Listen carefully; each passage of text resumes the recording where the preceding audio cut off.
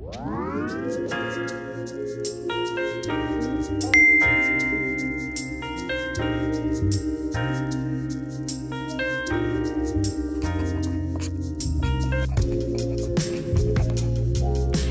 tout le monde et bienvenue sur ma chaîne. Si vous êtes nouveau ici, moi c'est Najwa. Et aujourd'hui, en fait, je trouvais que c'était le moment idéal pour faire un petit chit-chat. Là, ça sera fait un peu autrement. Je ne voulais pas vraiment m'asseoir à une table ou sur mon lit et vous raconter les choses. Donc je me suis dit qu'en fait, on allait le faire en cuisinant. Bon, d'après les statistiques, 95% de ceux qui visionnent mes vidéos sont des femmes. Donc je ne vois pas où est le mal. Ce sera une vidéo 2 fois plus bénéfique. Et donc je suis partie chercher là maintenant les légumes que j'ai besoin dans le potager, parce que là je commence à vider le potager comme l'automne a commencé. Mais donc voilà, on va faire une quiche ensemble et je vais faire aussi une soupe à la betterave rouge. Ce sera la première fois que je la fais, j'espère que je vais réussir. En tout cas, quand vous aurez visionné la vidéo, je saurai sûrement si elle était bonne ou pas, je vous dirai quoi. Donc voilà ce qu'on va faire aujourd'hui. Et donc en fait ce qu'on va faire, c'est qu'on va parler travaux. Je vais raconter tout mon vécu et les points négatifs et les points positifs que moi j'ai eu personnellement. Maintenant, ce que moi j'ai eu, ce n'est peut-être pas ce que vous allez avoir ou ce que vous avez eu, c'est mon vécu. Voilà, donc je dis ce que je pense et je vous raconterai ce qui s'est passé pendant ces 8 derniers mois, parce que ça fait 8 mois qu'on est en travaux maintenant. Donc voilà. Donc c'est une vidéo très demandée, mais je cherchais en fait un moyen de le faire sans pour autant vous saouler et que ça soit vraiment ennuyant. Donc je me suis dit pourquoi pas le faire en cuisinant, donc en faisant une quiche et une bonne soupe pour l'automne. Donc ce sera parfait et idéal. Donc si vous avez déjà fait votre thé ou votre café, vous avez tout compris. C'est que vous êtes un bon abonné. Sinon, bah pour le reste, il n'est pas encore trop tard. Donc j'ai fait moi aussi mon petit thé, donc on va le faire ensemble. Et puis c'est parti pour la vidéo. Donc je vais me faire mon petit thé. Moi je suis plutôt thé noir. De temps en temps je suis thé vert. Là par exemple le coco caline, j'adore. C'est un de mes thés verts préférés. Mais là aujourd'hui j'ai envie d'un thé noir. Donc je vais aller plutôt sur celui-ci. C'est Macaron 13 de chez Comptoir Français du thé. Donc c'est un thé noir. Donc on va faire ça.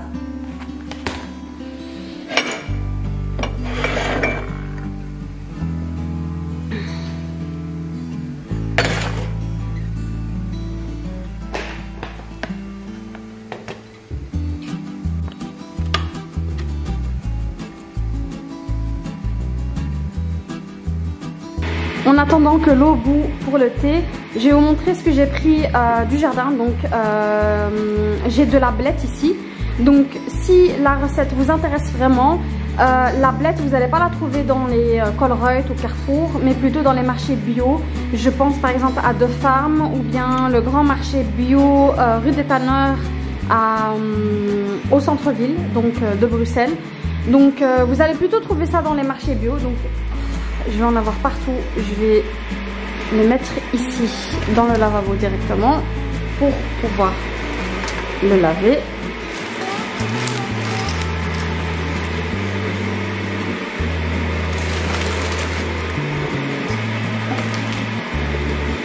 Hop, ça sera à laver. Et puis pour la soupe, j'ai pris de la betterave rouge. Alors j'ai énormément de betteraves dans le potager. J'ai des betteraves blancs, des betteraves oranges, des betteraves jaunes et puis les rouges. Et donc les rouges, en fait, j'ai vu une recette hyper intéressante sur internet. Donc c'était à base de betteraves rouges et de fromage. Donc c'est vraiment une recette automnale. Et donc je ne l'ai jamais faite, c'est la première fois que je la fais. Donc ça sera idem. Et puis les épluchures, je vais les garder pour les poules. Elles adorent les épluchures, donc je les cuis à part. Et puis je les coupe en petits morceaux et puis je les dépose. Et puis 1 heure après, ben, l'assiette est complètement vide. Donc je vais laver tout ça, je vais laver les légumes, mettre mon tablier, préparer mon thé. Et puis je vous mettrai juste là.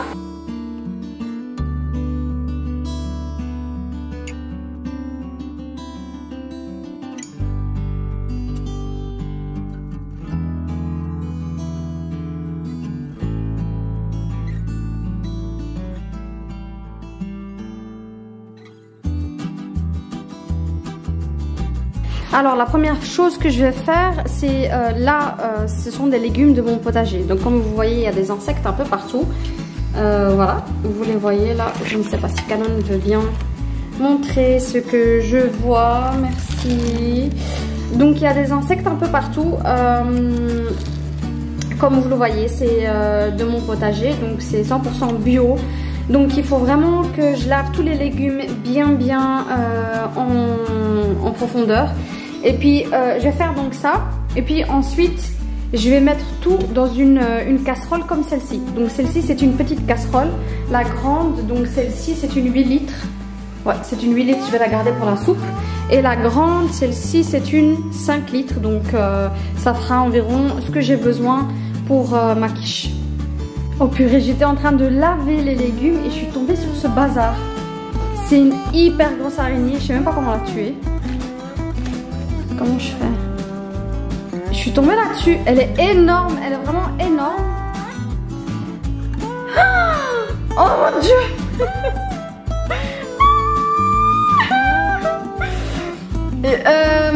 Bon, je vais sortir avec la casserole à l'extérieur et je vais essayer de m'en débarrasser, mais elle est vraiment énorme de chez énorme.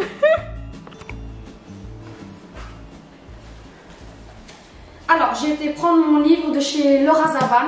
Je vais le mettre en barre d'infos, mais c'est le livre, c'est mon livre préféré. C'est le livre pour toutes mes recettes. J'adore les recettes de Laura Zavan.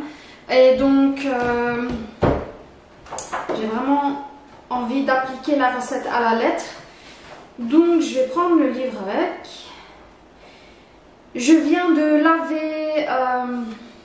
laver la blette. Je me suis débarrassée de l'araignée par la fenêtre. Donc voilà, donc on a besoin... alors moi la pâte, je ne vais pas la faire moi-même parce que ma cuisine n'est pas complètement terminée. C'est vraiment très compliqué quand je mets de la farine un peu partout. C'est pour ça que j'ai mis ce genre de plastique sur le plan de travail, sur l'îlot, parce que il y a encore le genre de plaque MDF qui se trouve dans ma cuisine. Alors, vous avez été nombreux à me demander des nouvelles sur la cuisine. En fait, la cuisine elle n'est pas encore terminée. Comme je vous ai dit, j'ai pris un marbrier à part, donc je ne l'ai pas pris via le cuisiniste. Et finalement, à la dernière minute, j'ai eu plein de demandes extra et donc il faudra un peu plus de temps pour ça. Mais vous le verrez quand vous verrez la cuisine tout simplement. Et donc c'est pour ça que je ne fais pas ma pâte aujourd'hui. J'ai acheté la pâte.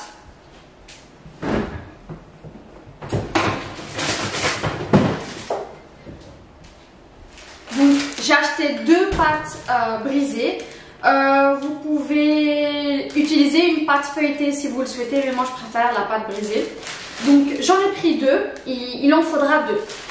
En tout cas, si vous faites la recette pour la pâte, donc si vous voulez noter, il faudra 250 g de farine, un demi-sachet de levure boulangère, une cuillère à café de sucre, 50 g de beurre mou, 10 centilitres d'eau, une cuillère à café de sel poivre et un œuf. Donc voilà tout ce qu'il faut pour la pâte si vous souhaitez la faire vous-même. Maintenant, ce que je propose, c'est que quand j'aurai la cuisine, Inch'Allah, qu'elle sera complètement terminée, on fera la recette avec la pâte, etc. Donc pour la farce, moi, comme je vous ai dit, il faudra de la blette. Donc moi j'ai ici tout ceci comme blette, donc c'est environ un grand paquet de blettes. Il faut savoir que la blette, quand elle se cuisine, c'est comme les épinards, donc elle n'a pas autant de volume, donc ça va vraiment diminuer. Il faudra des olives noires, des raisins secs, des pignons de pain, des capres salés, une gousse d'ail, 3 cuillères à soupe de persil haché, huile d'olive et sel et poivre. Donc je vais prendre tout ça. Et donc ce que je vais faire tout d'abord, c'est hacher la blette.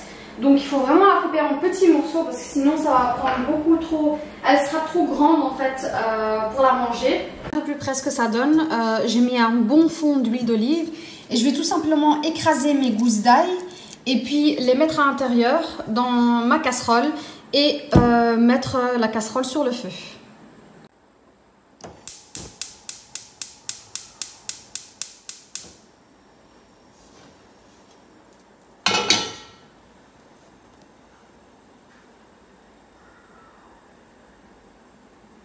pour la blette, je vais tout simplement la couper comme ça, en longueur.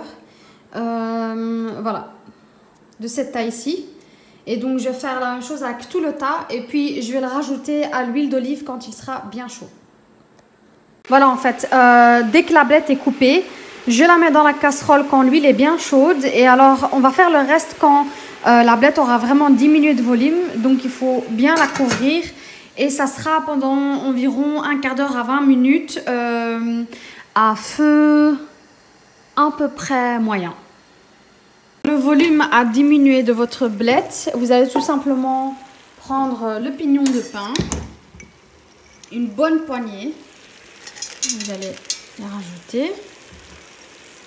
Hop. S'il n'y en a pas assez, vous pouvez en rajouter bien sûr. Moi je trouve que là, c'est pas vraiment assez, donc je vais en rajouter. J'aime bien les pignons de pain. Et puis je vais rajouter mes raisins. De nouveau une bonne poignée parce que le but c'est que ça soit sucré. Hop. Voilà. Une bonne poignée de raisins. Puis on va mélanger de nouveau. Et puis je vais rajouter des olives dénoyautées. Maintenant je n'ai pas d'olives noires dénoyautées. J'ai plutôt des olives vertes dénoyautées. Donc je vais les couper en morceaux et je vais les rajouter dedans. Les olives vertes, mais comme je vous ai dit, il est préférable d'utiliser des olives noires. J'ai rajouté les capres aussi dedans et puis sel, poivre. Et ce que je vais faire maintenant, c'est que je vais laisser mijoter un peu pendant une dizaine de minutes. Et on va commencer par la pâte. J'ai étalé ma pâte comme ceci sur mon récipient. J'ai mis des trous à la fourchette pour éviter qu'elle ne gonfle. Et puis, je vais allumer mon four à 180 degrés. Et dès qu'il sera un peu plus chaud, ben, on va la mettre à l'intérieur pour environ 5 minutes, pas plus, parce qu'en fait, on veut encore travailler ceci. Donc, il faut juste qu'elle soit un peu cuite. Et puis, après, on va venir farcir la pâte. Et donc, voilà, une fois que c'est fait, qu'on a allumé le four, ben, on a un peu de temps devant nous pour parler. Je vais prendre ma tasse de thé parce que là c'est vraiment parfait pour boire sa tasse de thé. Et donc je vais commencer par le début, question travaux. Donc c'est une vidéo en fait qui a été beaucoup demandée il y a longtemps déjà et j'ai pas vraiment eu le temps de la filmer. C'est vrai que je suis très active donc j'arrive pas à rester assise pour être honnête. Mais ça fait du bien d'avoir voilà, de filmer alors qu'on est un peu plus à notre aise. Donc voilà, question travaux. Alors, je vais essayer de ne rien oublier. Honnêtement, je n'ai pas préparé cette vidéo. Je vais tout simplement raconter ce qui s'est passé et tout ce qu'on a vécu pendant les travaux. Et puis, de toute façon, si j'oublie quelque chose ou si vous avez quoi que ce soit comme question, n'hésitez pas à commenter en commentaire et j'y répondrai avec plaisir, sans tabou bien sûr. Et donc vraiment, le but d'en parler, c'est en fait de faire en sorte que vous ne tombez pas sur les mêmes coups que moi, on va dire, et que, voilà, que vous sachiez des choses ou que si peut-être vous allez commencer des travaux, ou vous commencez déjà des travaux et vous êtes dans les travaux et que vous êtes peut-être dans... voilà, que vous sachiez ce qui peut se passer par la suite. Je ne sais pas si vous entendez un bruit de fond, je crois que c'est mieux que je ferme la porte, mais je suis en train de... Le climatiseur est en marche en ce moment. Je chauffe avec le climatiseur. Comme je vous ai dit, j'ai des panneaux solaires, donc j'utilise vraiment l'électricité pour chauffer et pour refroidir. Donc je crois que je vais fermer la porte d'abord. Voilà, normalement ça devrait être ok maintenant, donc il n'y aurait pas de bruit de fond. Alors, pour les travaux, en fait, quand on a acheté la maison, donc on a acheté la maison en décembre, on a signé l'acte notarial en décembre. C'était pas la première fois qu'on avait commencé, c'était pas la première fois qu'on est passé par des travaux. Donc on est déjà passé par là. On a acheté un appartement quand on avait 21 ans et idem avec l'appartement qu'on a acheté à Bruxelles, on avait tout retapé, on avait tout cassé jusqu'à la brique et de nouveau c'était reposer une chape, etc. Donc on était déjà passé par là, on va dire. Et donc là, ça faisait il y a presque 8 ans qu'on avait acheté l'appartement. C'est il y a 8 ans, ouais, qu'on avait acheté l'appartement. Et donc, on était déjà passé par là. On savait à peu près les étapes qu'il y avait, on savait qu'est-ce que ça coûterait environ et on connaissait déjà le coût du matériel, etc. Donc c'était pas la première fois. Donc quand on a acheté la maison, on va dire qu'on avait moins cette peur de se lancer dans les travaux, tout simplement. Donc voilà, je disais que c'était pas la première fois qu'on avait en fait fait des travaux. Donc quand on a acheté la maison, on savait très bien qu'il fallait être patient, qu'il pouvait y avoir des complications, etc. Donc voilà, quand on a acheté la maison, c'était en décembre et on a commencé les travaux environ en février. Donc en février, on a tout cassé. Pendant que je vous raconte l'histoire, je vais essayer en fait de vous mentionner aussi les vidéos que j'avais filmées pour cela. Donc je conseille vraiment, si vous allez commencer les travaux ou si vous êtes en ce moment en train de faire des travaux, de visionner les autres vidéos pour pouvoir voilà, comprendre l'histoire complètement. Donc quand on a acheté la maison, on avait estimé environ 30 000 € de travaux d'après ce que nous on connaît. Donc c'est une estimation qu'on a fait avec notre famille. Donc il y a plusieurs membres de notre famille qui sont dans le bâtiment. Par exemple mon beau-père, donc le père de mon mari, a travaillé 35 ans dans le bâtiment, dans vraiment les grands bâtiments de société. Donc il s'y connaît très bien et d'ailleurs il nous a toujours conseillé aussi avec l'appartement. Et naturellement, quand on visitait les maisons, c'est avec mon beau-père qu'on les visitait et avec mon père à moi aussi, parce qu'il s'y connaît aussi en bâtiment. Il a été plusieurs fois propriétaire et il a traversé aussi, il a vécu les travaux lui aussi. Donc, il reconnaissait un peu une maison saine et il nous conseillait aussi, voilà, ils donnaient leur avis avant de faire une offre sur une maison. On demandait à mon père et à mon beau-père avant de faire quoi que ce soit, parce que voilà, ce sont les personnes qui s'y connaissent le mieux, même si nous aussi on a déjà vécu les travaux. Et donc si on avait le feu vert de ces deux personnes, on soumettait une offre. C'était le cas avec cette maison-ci. Donc en fait cette maison-ci, je l'avais visitée il y a 2 ans de cela. Il y a 2 ans, le propriétaire demandait un prix beaucoup plus élevé. Et puis apparemment, c'était un propriétaire d'un certain âge. Il travaillait dans le jardin et il s'est cassé la hanche. Et donc c'est là que vraiment il s'était vraiment décidé de vendre la maison. Et donc nous à ce moment-là, on n'avait toujours pas trouvé notre bonheur, on n'avait toujours pas trouvé la maison de nos rêves. Et puis on a vu, honnêtement aussi, on avait vraiment flashé la première fois sur cette maison. Et à chaque fois qu'on visitait d'autres maisons, ben, c'était tout le temps, on comparait les autres maisons à celle-ci. Donc c'était vraiment, subhanallah, celle-ci qu'on voulait et c'était celle-ci qui était Muktab. Donc 2 ans après, il a remis la maison sur le marché et là, on a refait une offre et on a tout simplement donné le prix que le propriétaire souhaitait. On voulait vraiment avoir la maison et c'est ce qu'on a fait.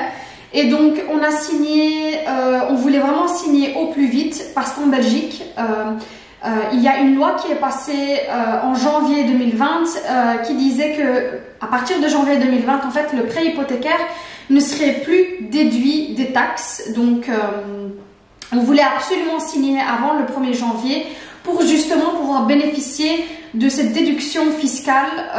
Donc il faut savoir que c'était à peu près 5 000 € qu'on perdait annuellement. Donc c'était hors de question.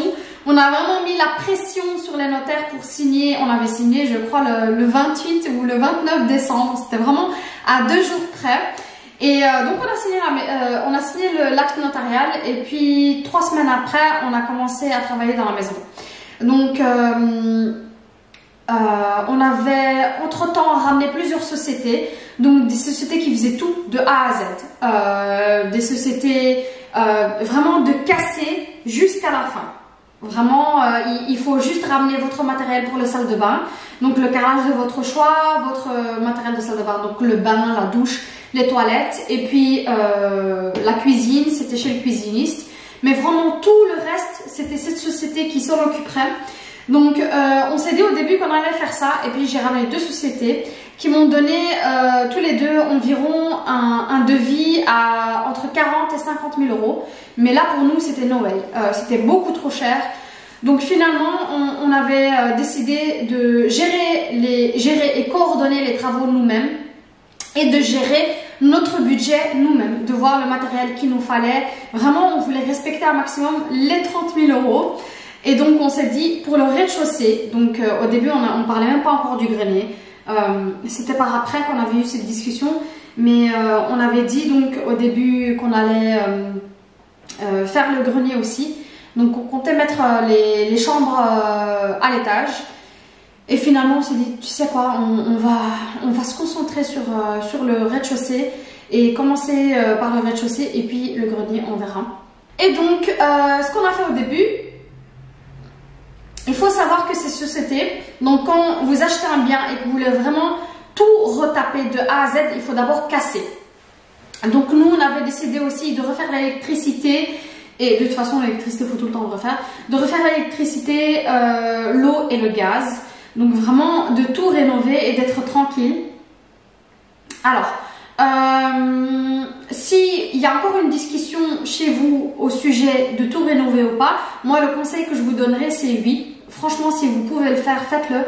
Parce que ma mère a acheté une maison il y a de ça 10 ans environ. Et il n'y a pas longtemps, elle a eu une fuite et elle n'arrivait pas à détecter d'où venait la fuite. Justement parce qu'elle n'avait pas tout refait. Alors que si vous refaites tout, bah, vous êtes tranquille pendant au moins 20 ans et donc vous ne devez pas vous soucier de ça. Vous connaissez aussi les plans de la maison et vous savez environ où sont passés les tuyaux, etc. Donc ça sera beaucoup plus facile de détecter pour quelqu'un qui a tout rénové que pour quelqu'un qui n'a pas tout rénové, parce que voilà, quelqu'un qui n'a pas tout rénové ne sait pas ce qui se cache en dessous et donc ne connaît pas vraiment les lignes de la maison. Voilà, c'est le mieux que je puisse expliquer. Donc il ne connaît pas vraiment les lignes de la maison, alors que là, si vous l'avez fait dès le début, vous le savez. Et donc par la suite, si vous avez un souci, vous savez environ où pourrait se situer le problème. Donc nous, on avait décidé de vraiment tout rénover de A à Z. Et donc ce qu'on a fait au début, c'est que naturellement, on a tout cassé. Pour info, si vous ramenez une société pour casser, donc casser, vraiment enlever la chape, l'ancienne chape, enlever le carrelage, enlever la salle de bain, vraiment mettre la maison à nu. Pour nous, on nous avait donné un devis à environ 4 000 €. Et puis là, on s'est dit, mais pourquoi gaspiller 4 000 € pour rien, alors qu'il y a plein d'hommes de la famille et qu'on pourrait casser nous-mêmes et que ça nous coûterait vraiment rien du tout. Ça nous avait coûté un conteneur à environ 500 €. Donc 4 000 €, 500 €, c'était vraiment vite décidé pour nous. On a décidé de casser nous-mêmes. Enfin, mon mari a décidé de casser et de s'en occuper lui-même. Il l'a fait en environ 2 semaines. Donc en 2 semaines, la maison était complètement vide. Et puis, il faut savoir qu'une chape, après quelques temps, ça devient du sable. Une chape, c'est fait avec du sable. Donc par après, il fallait vraiment tout vider à la pelle. Et c'est ce qu'on a fait. D'ailleurs, je vais vous mettre en barre d'infos la vidéo par après. Après qu'on a tout cassé, vous allez voir vraiment la différence. Donc le niveau du sol était vachement bas. Voilà. Ça, c'est la première partie. Donc casser et mettre la maison à nu. Alors pendant que je papote avec vous, je vais mettre la pâte, comme je vous ai dit, dans le four pendant 5 minutes.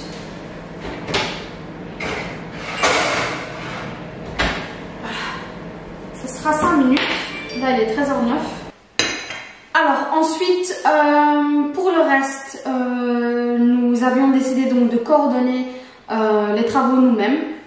Et donc là, le mois de février est très vite arrivé. Il faut savoir qu'à ce moment-là, malheureusement, avant d'acheter la maison, on avait déjà prévu d'aller en Asie pendant un mois, 6 semaines, entre 1 mois et 6 semaines. Non, pendant 6 semaines, c'est ça.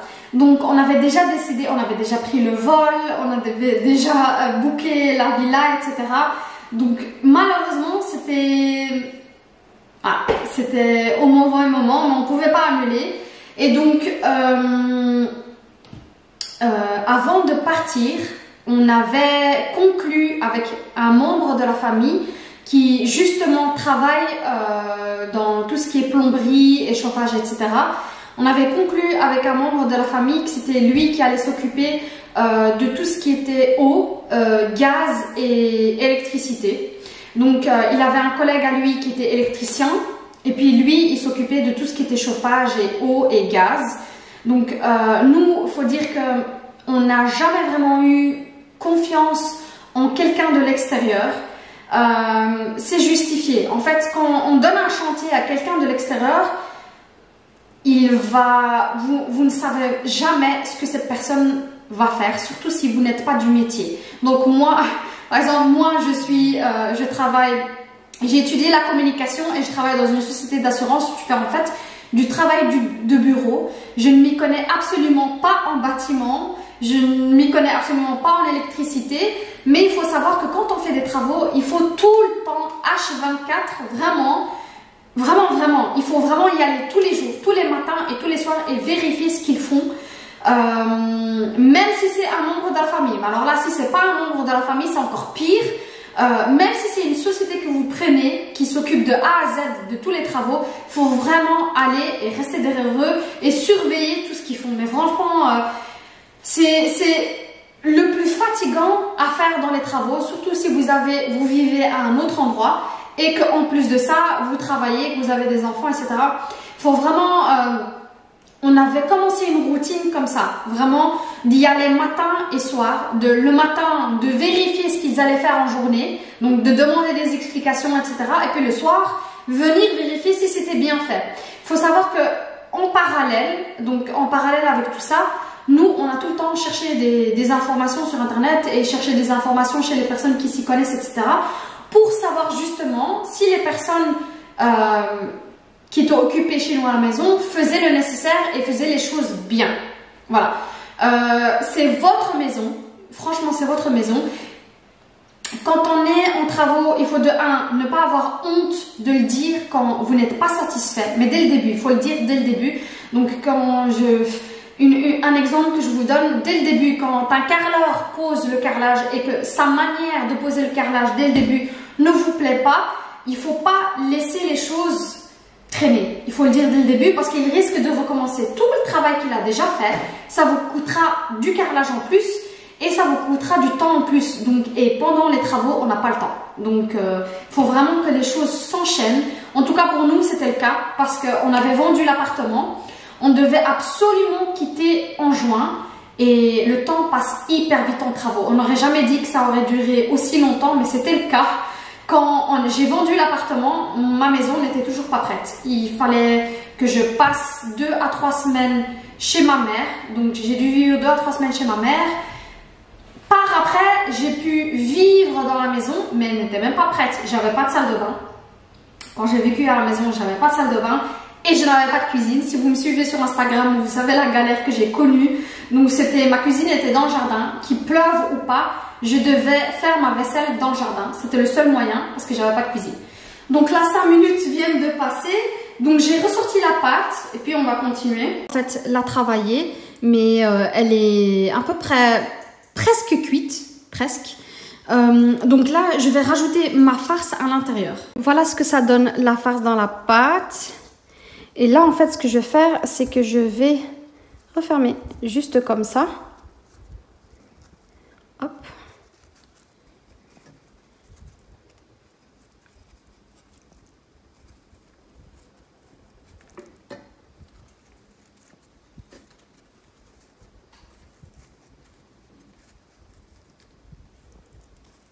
Et puis, ce que je vais faire maintenant, c'est que je vais étaler l'autre pâte qui se trouve ici.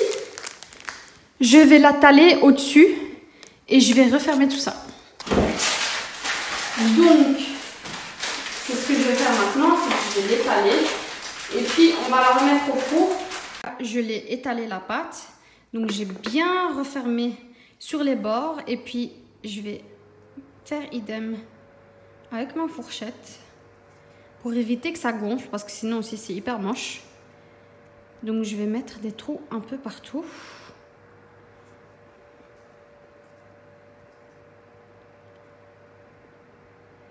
Et puis, je vais mettre des trous ici aussi. Parce que sinon, en fait, l'air va pénétrer et puis vous allez voir des petites bulles qui vont apparaître et c'est pas très beau.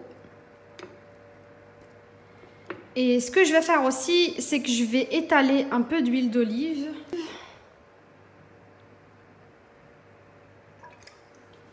Puis avec mon pinceau, je vais bien l'étaler un peu partout.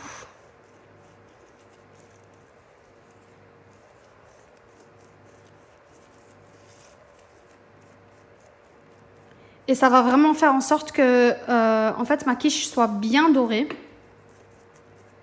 Voilà.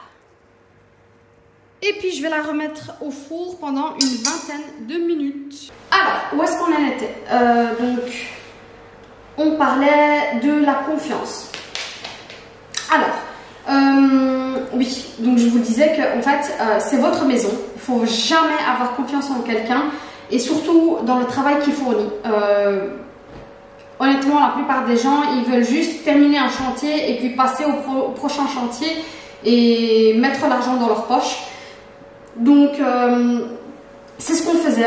On s'informait non-stop pour être sûr en fait que les travaux étaient bien faits et qu'on payait pour avoir ce qu'on méritait d'avoir et que voilà, il faut vraiment être constamment derrière les personnes qui travaillent chez vous à la maison. Donc, voilà. Donc avant de partir en Asie, donc ça c'était encore le mois de février, on avait conclu avec un membre de la famille qu'il allait en fait pendant notre absence déjà commencer. Donc c'est lui, là la maison elle est complètement vide, elle est complètement mise à nu, donc c'est le moment de commencer l'électricité et les tuyaux etc. Donc c'est là qu'en fait vous allez acheter vos rouleaux de câbles etc. et vous allez tout simplement étaler vos rouleaux avant que la chape ne soit posée. Donc ça c'est le boulot d'un plombier, d'un chauffagiste et d'un électricien. C'est souvent le chauffagiste, c'est aussi le plombier. Donc c'est ces deux personnes ou c'est ces deux sociétés qui vont faire le nécessaire à ce moment-là. Et donc moi, comme je m'absentais pendant 6 semaines, et heureusement en fait que j'ai fait ça aussi, en fait avec le coronavirus, on était bloqué en Asie pendant un moment, donc on ne savait pas quand on allait revenir, mais entre-temps les travaux doivent avancer. Donc on avait convenu avec cette personne, bien évidemment c'est pas un travail gratuit, c'était un travail rémunéré, que cette personne allait coordonner le chantier à ce moment-là, pendant notre absence, et que quand on allait revenir, qu'on pouvait continuer directement, donc poser la chape et commencer le plafonnage des murs et du plafond. Et donc c'est ce qu'on avait convenu et c'est ce qui a été fait. Alors ça c'est mon premier regret, c'est de ne jamais faire appel à quelqu'un de la famille quand vous faites des travaux. Déjà on n'ose pas parler franchement avec ces personnes-là. Et en plus de ça, moi le coup que j'ai eu avec ce membre de la famille, c'est que il s'est toujours vanté, on va dire qu'il s'est toujours vanté de connaître, de s'y connaître en travaux, de s'y connaître dans son métier. C'est son métier, il travaille, il est chauffagiste, il travaille pour une grande société de tout ce qui fait plomberie et chauffage. Donc on a vraiment cru que il allait être là pour nous et qu'il allait faire son travail comme il le fallait. Malheureusement, ce n'était pas le cas. Alors quand on est revenu de Thaïlande, la première chose qu'on a vue, c'est que la maison n'avait pas avancé. C'est-à-dire qu'on était déjà à la recherche de quelqu'un qui allait poser la chape et commencer le plafonnage, alors que tout ce qui était chauffage, eau, gaz et électricité n'était même pas encore terminé. En fait, cette personne, elle n'est quasi jamais venue pendant notre absence. Donc là, on était déjà vachement déçus parce qu'on avait perdu beaucoup de temps. Donc, on n'avait pas du tout avancé, alors que qu'on soit là en Belgique ou pas, cette personne n'a pas besoin de nous pour avancer. Donc, ça c'est la première déception qu'on a eue. C'est qu'en fait, quand on est venu ici, on a remarqué que le travail n'était pas du tout fait. Et ça a commencé à nous inquiéter quand on a commencé à poser la chape. Donc quand on a commencé à poser la chape, il y avait dans la chambre de ma cadette par exemple, donc quand ils ont passé l'électricité et quelques câbles de chauffage, en fait, avant de poser la chape, il faut vraiment faire en sorte, il faut vraiment être sûr que les tuyaux et et les câbles sont fixés au sol. Parce que sinon, on va dire que la chape, imaginez-vous la pâte d'un cake. Donc quand vous faites un cake et que vous avez terminé la pâte d'un cake, quand vous allez le verser dans le moule, imaginons que vous avez une fourchette posée dans le moule, vous allez verser la pâte du cake au-dessus, ben, la fourchette elle va remonter tout simplement. Si elle n'est pas fixée au moule, si elle n'est pas bien fixée au moule, elle va finir par remonter. Et c'est exactement ce qu'on a vu quand on a commencé à faire la chape. C'est que les tuyaux, tout simplement, ils n'étaient pas fixés au sol et que ben, il y avait certains tuyaux, comme des tuyaux d'électricité de la chambre de Maria, qui n'étaient pas fixés et donc qui remontaient. Et c'était vraiment n'importe quoi. Donc on a parlé avec cette personne, il a dû rectifier ce qu'il avait fait, bien évidemment, mais c'est là que les soucis commencent. C'est-à-dire que c'est ma maison, ce sont mes travaux, c'est moi qui paye. Quand il y a quelque chose qui ne vous arrange pas ou qui ne vous plaît pas, il faut le dire. Qui que ce soit, quoi que ce soit, il faut en parler parce que sinon, vous le savez, vous restez avec ce souci dans votre tête, vous allez rentrer ou bien une semaine ou un mois après, il y a justement un souci à cause de ça. Ben non, dès que vous voyez quelque chose, il faut vraiment en parler. Pendant les travaux, il ne faut pas avoir la langue dans votre poche, il faut dire ce que vous pensez directement. Donc, moi, c'était clairement dès le début, famille ou pas famille, société ou pas société, peu importe, c'est ma maison, c'est moi qui paye les travaux. Si je ne suis pas contente, il faut le rectifier tout de suite. Donc, à ce moment-là, cette personne a dû rectifier ses erreurs tout de suite. Et puis, finalement, la chape a été posée. Sauf que directement après la chape, il y a aussi le plafonnage. Donc le plafonnage, il faut savoir que chez nous, vous avez deux options pour l'électricité. Ou bien vous passez par le plafond, ou bien vous passez par le sol. Donc nous, on avait dit au début qu'on préférait qu'on passe par le plafond parce qu'à ce moment-là, nous, on n'avait pas encore de plafond. Donc on a tout cassé. La maison a été complètement mise à nu. Donc il y avait ce moyen de passer par le plafond et de redescendre donc aux prises d'électricité. Il y avait un souci avec ça parce que par exemple dans le salon, quand le plafonneur a commencé à fermer le plafond tout simplement, à poser ses plaques de J-Broc, etc., ben l'électricité n'était pas encore terminée. Il commence à pleuvoir. J'adore l'automne, j'adore la pluie et savoir que moi je suis au chaud à la maison. Donc pendant qu'on discute, qu'on continue à discuter, ma quiche elle est presque prête, donc elle est prête dans 2-3 minutes, je vais vous la montrer. Mais en continuant à discuter, en fait on va commencer aussi la soupe. Donc ce que j'ai fait, c'est que j'ai épluché les betteraves. Là j'ai environ 500 g de betteraves, entre 500 et 600 g de betteraves. Et puis il me faut 3 grosses pommes de terre comme celle-ci. Il me faut du fromage style président. Si c'est trop fort pour vous, vous pouvez le remplacer par du vache qui rit. Mais il faut du fromage dans de la soupe, donc ou du vache qui rit ou du fromage style président. Donc là j'ai un paquet environ de 200 g. Il faut de la crème culinaire. Et puis ce qu'il faut aussi c'est du bouillon. Moi je fais mon bouillon moi-même. Donc je viens de le sortir du congélateur. J'ai mis un peu d'eau chaude dans la casserole, mais je suis en train de le dégeler en fait. Et je vais le rajouter ici. Mais si vous n'avez pas de bouillon, vous pouvez aussi utiliser les knorrs tout simplement. Il en faudra 2. Donc si vous faites une soupe à 5 litres environ, il faudra 2 knorrs. Donc avant de continuer, je vais vous dire que si vous êtes arrivé à la chape, donc si vous avez posé votre chape, franchement, chapeau déjà. Parce que je me rappelle quand moi j'ai posé ma chape, j'étais hyper contente. Franchement, ça prenait forme. Et puis la chape quand elle est fraîche, elle est hyper belle. Je ne sais pas si vous avez déjà vu une chape, mais si vous l'avez posée chez vous, franchement, la chape quand elle est posée, elle est hyper belle. C'est ce qui me choquait en fait quand j'avais vu que la chape était faite, quand je suis venue vérifier. Ben, en fait, c'était super beau. On voyait en fait que tous les tuyaux étaient bien recouverts et que la maison commence à prendre forme à ce moment-là. C'est quand vous posez la chape.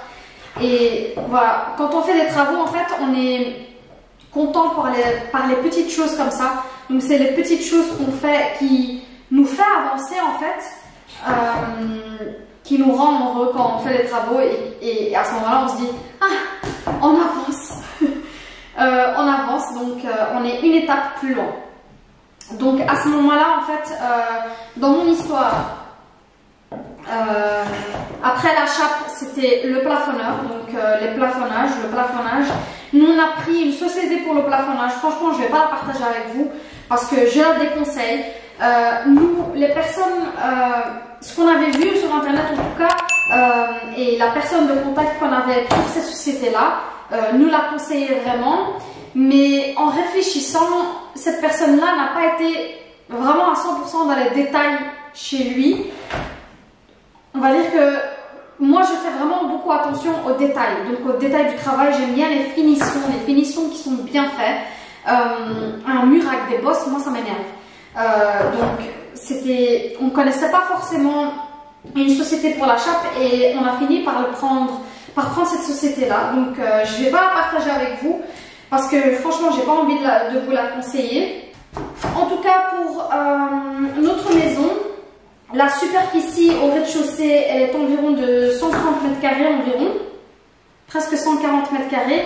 Il nous avait demandé 6 000 euros.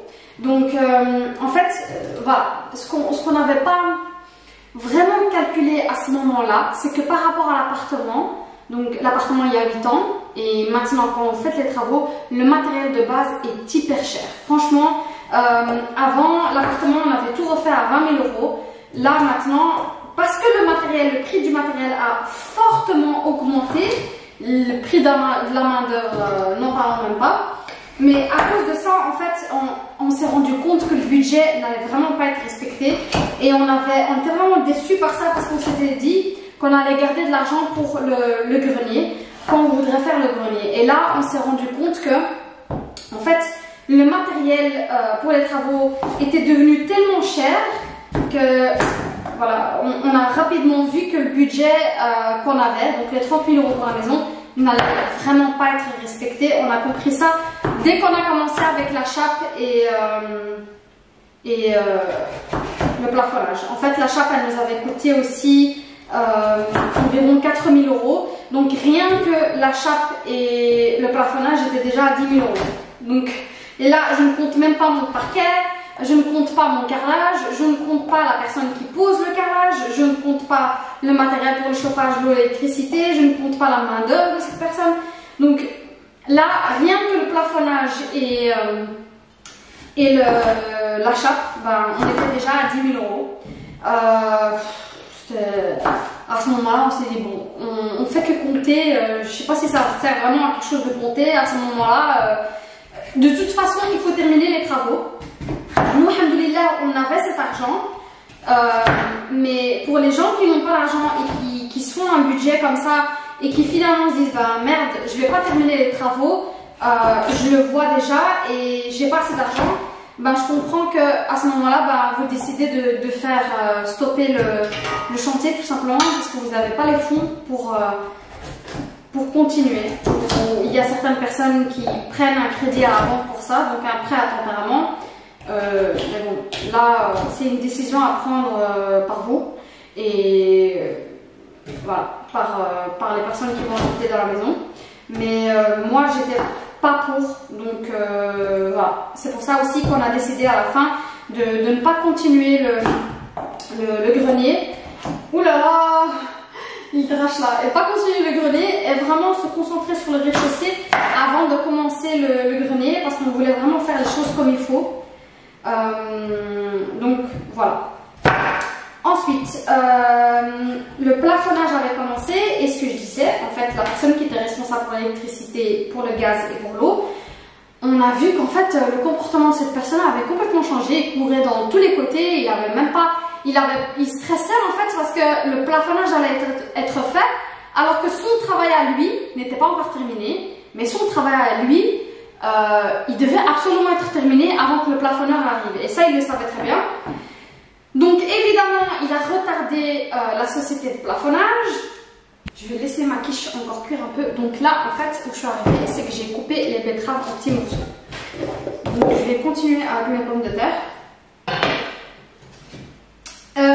Le point positif, en fait, c'est que quand on avait terminé le plafonnage et la chape, la maison, elle avait complètement changé. Donc c'est incroyable comme ces deux-là changent tout en fait. Ils vont remettre la forme et vraiment faire en sorte d'avoir une toile blanche. Et franchement, à ce moment-là, j'étais hyper contente parce que voilà, il restait plus grand-chose. Il restait le carrelage, il restait le parquet, et puis il restait la peinture, etc. Mais voilà, on se disait, on était content parce qu'on se disait, ben, on y est presque en fait. On a presque fini. Donc c'était pour cette raison-là aussi qu'on n'avait pas fait le grenier, parce qu'on avait mis énormément de temps à faire rien que le rez-de-chaussée, parce qu'on voulait absolument faire les choses comme il le fallait. Donc voilà, une fois que le plafonnage a été fait et que la chape a été posée, il faut laisser sécher la chape entre 3 à 6 semaines. Ça dépend en fait de combien de centimètres de chape vous aviez mis. Moi, si je me souviens bien, c'était 11 cm. Donc il fallait 11 cm. Il y a certaines personnes qui font beaucoup plus, ça dépend de combien l'ancien propriétaire aussi a mis dans la maison. Donc moi c'était 11 cm, donc il fallait pour moi en fait environ 3 semaines avant que la chape soit complètement finie. Alors, avant de poser le carrelage et le parquet, nous ce qu'on avait eu comme idée c'est de commencer la peinture pendant qu'il y avait encore la chape, en fait, pendant qu'il y avait encore la chape, pour éviter qu'il n'y ait des taches sur le parquet et sur le carrelage. Donc c'est ce qu'on a fait. On a ramené un peintre et là franchement, je vais vous dire la vérité, moi j'ai ramené un peintre mais c'est complètement, ça ne sert à rien. Ce sont les genres de tâches que vous pouvez faire vous-même si vous avez le temps de le faire. Franchement, moi avant je ne savais pas du tout peindre et puis j'ai découvert ça dans mon ancien appartement. J'avais idem pris un peintre et j'étais vraiment pas satisfaite et j'avais payé de l'argent pour ce peintre. Donc, franchement c'était horrible. Et puis finalement j'étais pas satisfaite et puis je lui ai demandé de tout se taper et puis j'ai continué la peinture moi-même et honnêtement je savais, c'est pas pour me vanter du tout, je trouvais que je l'avais faite mieux que lui.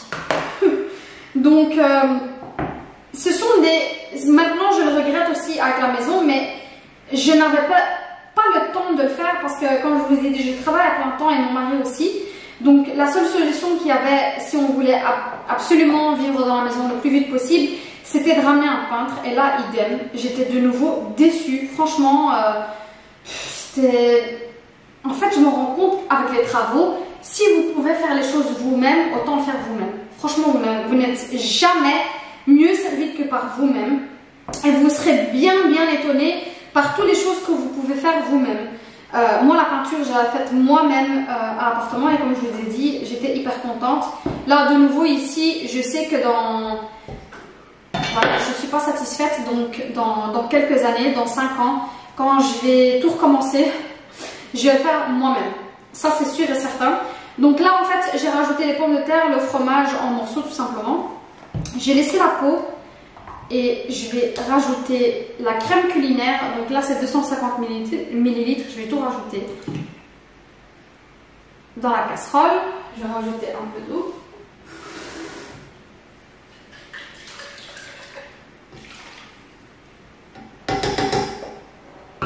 Voilà, et puis je vais rajouter mon bouillon.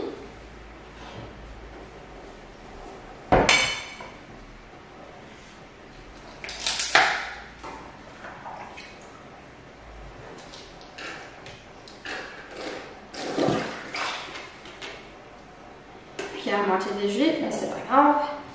Je vais mettre tout ça sur le feu. Hop. Donc voilà, j'ai rajouté de l'eau à la soupe et puis je vais la faire cuire à feu doux pendant une quarantaine de minutes et puis elle sera prête. Il faudra juste mixer. Et donc je vais terminer mon thé en vous racontant la fin de l'histoire. Donc à ce moment-là, j'ai pris un peintre.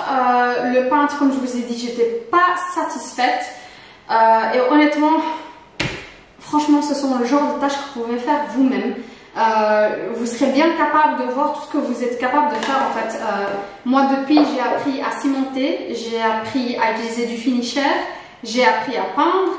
J'ai appris à utiliser une foreuse, une visseuse de visseuse. J'aurais jamais cru qu'il y a 8 mois je pouvais faire ça. La quiche, à quoi elle ressemble? Franchement, elle est bien dorée, elle est vraiment trop belle. Donc en été, je la mange toute seule avec une salade. Et puis en hiver, je préfère la manger avec une petite soupe. Mais elle est aussi bien pour l'été que pour l'automne. J'ai dû réchauffer mon thé pour pouvoir continuer la petite discussion avec vous. Je vais me prendre un petit morceau de chocolat aussi. Et franchement, j'ai découvert cette marque, je l'ai achetée chez Deleuze, mais je crois qu'elle se vend un peu partout. C'est une marque américaine. Donc c'est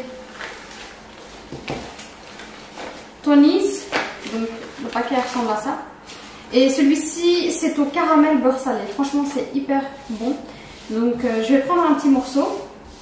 Et puis, donc, où est-ce que j'avais laissé la discussion avec vous? Oui, question de budget, à ce moment-là, on s'est vraiment dit, voilà, on a dépassé le budget. Et il faut juste qu'on termine le rez-de-chaussée. Et puis on verra avec combien on reste à la fin.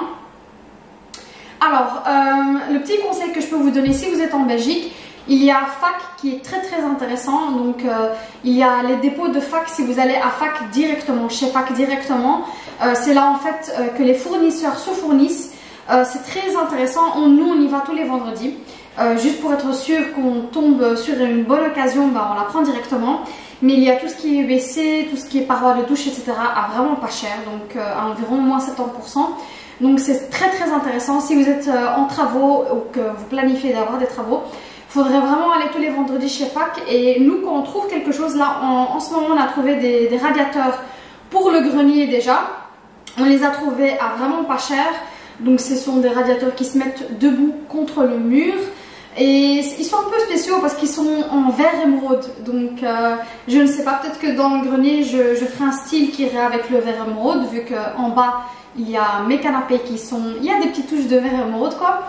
Mais on est tombé dessus et franchement c'était hyper intéressant. C'était à moins 76% qu'on a calculé. Et on les a trouvés chez FAC. Donc on les a déjà achetés. Donc on se prépare petit à petit pour le grenier. Donc voilà, après le plafonnage, il y a eu le peintre. Le peintre, comme je vous ai dit, si vous savez le faire, faites-le vous-même.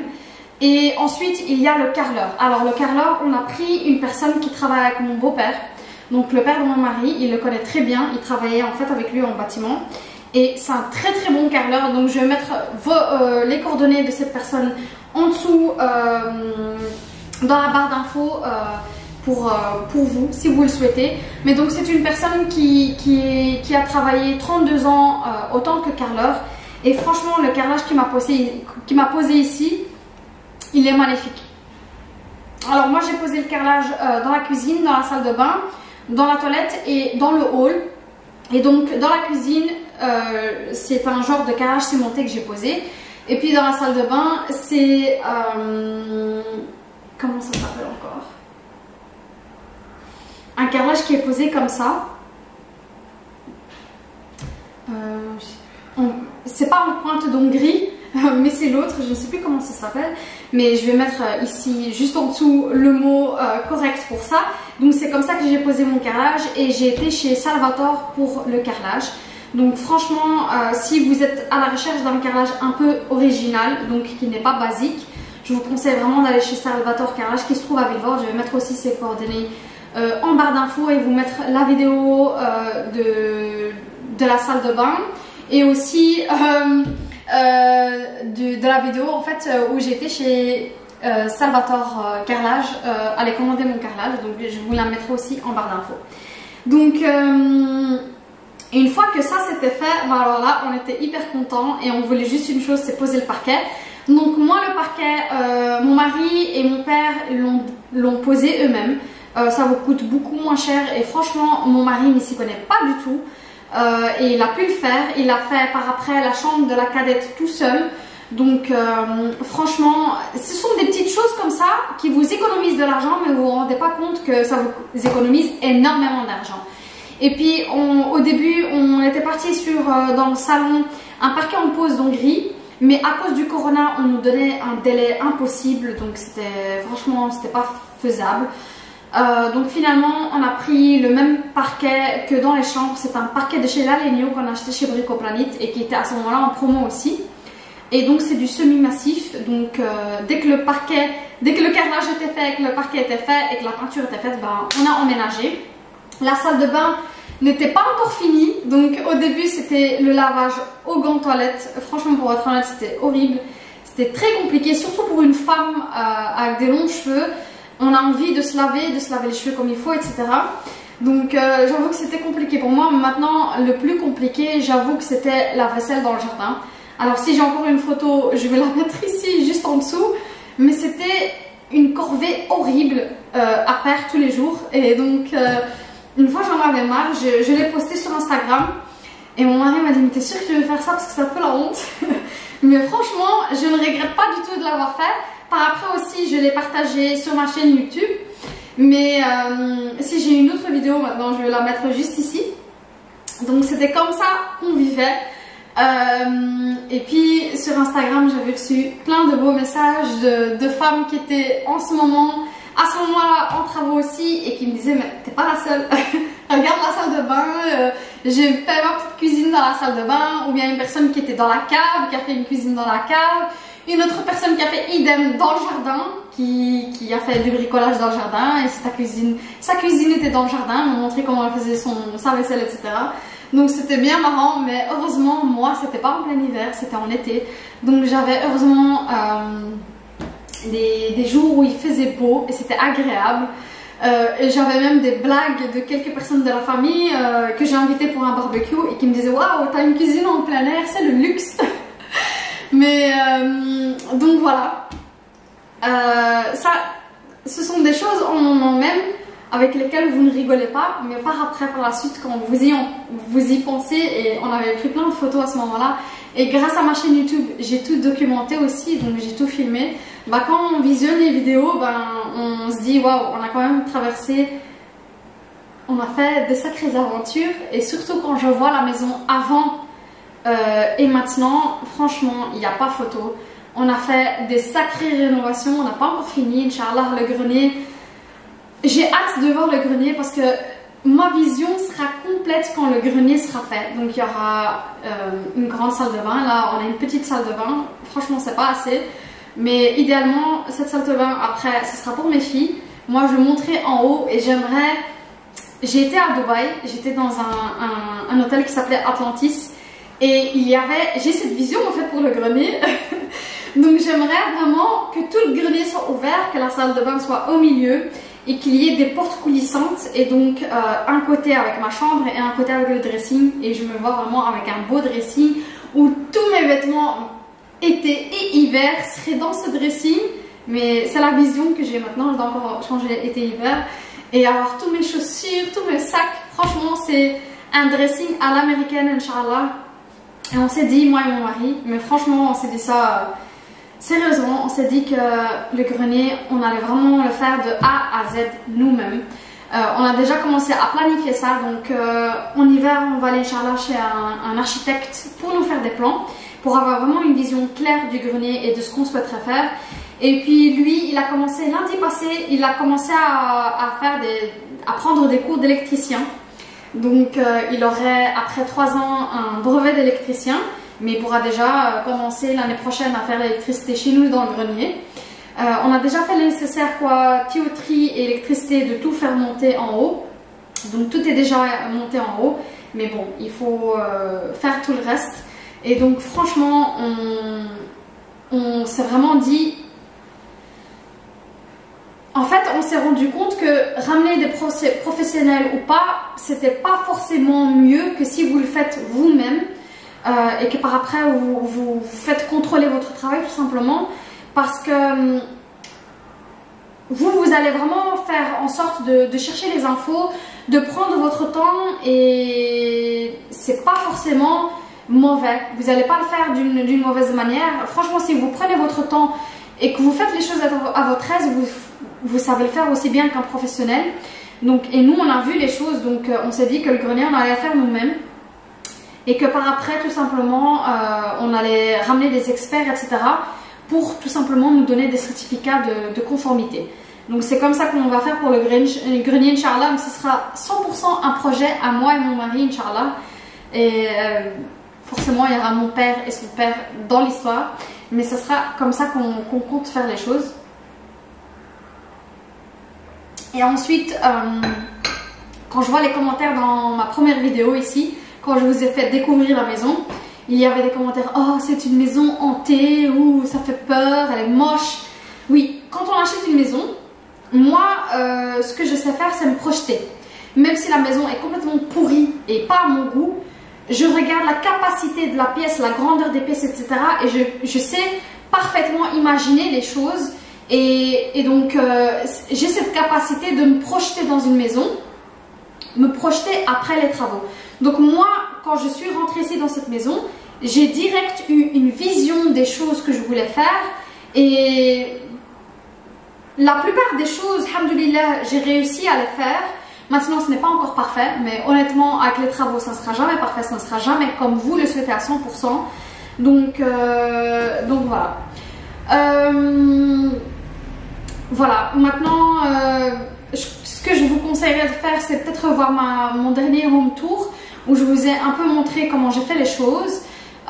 Et pour le reste, je compte faire prochainement une nouvelle vidéo sur la cuisine, sur le salon, sur ma chambre et sur la salle de bain. Donc ce seront des vidéos séparées. Ensuite, quand j'aurai filmé tout ça, de faire un nouveau home tour avec un résumé du point à ce moment-là. Mais donc voilà. Pour les recettes, pour terminer la vidéo, pour les recettes, là maintenant j'ai mis la soupe sur le feu, donc elle est en train de cuire. Et donc ce que je vous propose, c'est de vous rejoindre le soir quand on va se mettre à table.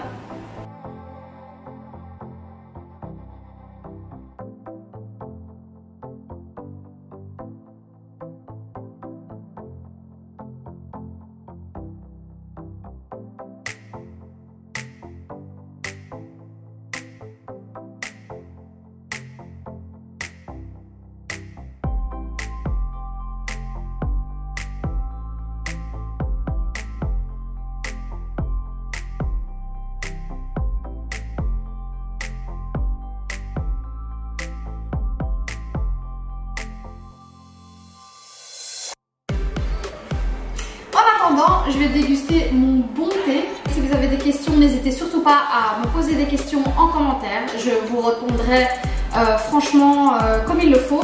Pour les panneaux solaires aussi, je voulais le dire, je vais faire une vidéo dédiée à ça pour les panneaux solaires. Donc il n'y a pas vraiment grand chose à dire. Mais nous, on a installé les panneaux solaires, ça nous a coûté environ 7 000 €. Et donc... voilà, pour le reste, on a vraiment acheté des machines par rapport aux panneaux qu'on a achetés. Donc par exemple le climatiseur, pour info, ça chauffe et ça refroidit aussi les pièces. Mais en hiver, quand il fait beau, quand il y a du soleil et que vous produisez plein d'électricité, vous pouvez aussi chauffer avec votre climatiseur. J'ai eu des questions comme ça, mais pourquoi avoir un climatiseur en Belgique? Déjà en été, il a fait super chaud. Et en hiver, ça pourrait m'être bénéfique, alors je pourrais chauffer toute la maison tout simplement avec mon climatiseur. Donc il faut savoir ça aussi parce qu'il y a beaucoup de gens qui ne le savent pas apparemment. Et puis pour le reste, j'ai installé un sèche-linge. J'ai pris un sèche-linge qui consomme parce que de toute façon j'ai plein d'électricité à consommer. J'ai pris un catégorie B et voilà, c'était vraiment pour utiliser un maximum mes panneaux solaires. Donc les sèche-linges, je l'ai vraiment acheté à pas cher du tout. Et donc il y a mes panneaux solaires qui font en sorte que j'ai l'électricité pour mon sèche-linge. Et aussi le sèche-linge que j'ai fait en sorte de chauffer cette partie-là de la maison quand je l'allume. Donc je laisse la buanderie grande ouverte et ça chauffe mon couloir et ma buanderie et une partie du couloir des filles. Donc c'est vraiment parfait pour moi. Si vous avez aimé la vidéo, n'hésitez pas à liker. Si vous n'êtes pas encore abonné à ma chaîne et que vous aimez le contenu, n'hésitez pas à vous abonner. Moi, je vous fais de gros bisous et vous dis à bientôt sur ma chaîne. Au revoir.